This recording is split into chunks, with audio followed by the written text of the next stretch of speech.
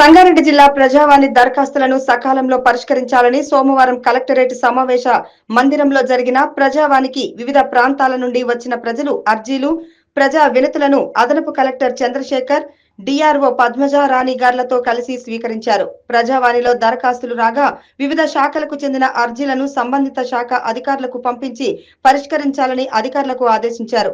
ఈ సందర్భంగా అదనపు కలెక్టర్ మాట్లాడుతూ జిల్లాలో వివిధ సమస్యల పరిష్కారం కోసం ప్రజావాణి కార్యక్రమంలో ప్రజలు చేసుకున్న దరఖాస్తులను సాధ్యమైనంత త్వరగా పరిశీలించి తమ పరిధిలో ఉంటే వెంటనే పరిష్కరించాలని, లేని పక్షంలో వారికి తగిన సూచనలు ఇవ్వాల్సిందిగా అధికారులకు సూచించారు.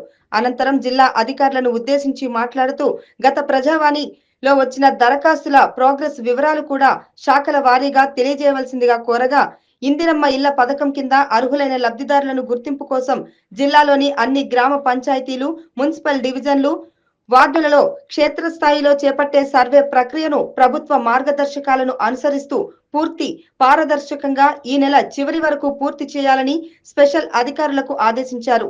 ప్రజాపాలన కార్యక్రమం సందర్భంగా ఇందిరమ్మ ఇండ్ల కోసం దరఖాస్తు చేసుకున్న వారి ఇళ్లకు వెళ్లి వారి ఇచ్చిన అంశాలను పరిశీలించి మొబైల్ యాప్ లో వివరాలను పొందుపరచాలని, ఈ సందర్భంగా క్షేత్రస్థాయి సర్వే కోసం ఎంపిక చేసిన గ్రామ పంచాయతీల కార్యదర్శుల సర్వే సందర్భంగా దరఖాస్తుదారుల వివరాలను పక్కాగా సేకరిస్తూ వాస్తవ పరిస్థితులకు అనుగుణంగా యాప్ లో వివరాలను అప్లోడ్ చేయాలని సూచించారు.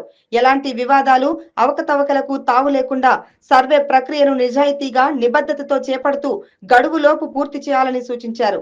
ఈ సమావేశంలో జిల్లా అధికారులు తదితరులు పాల్గొన్నారు.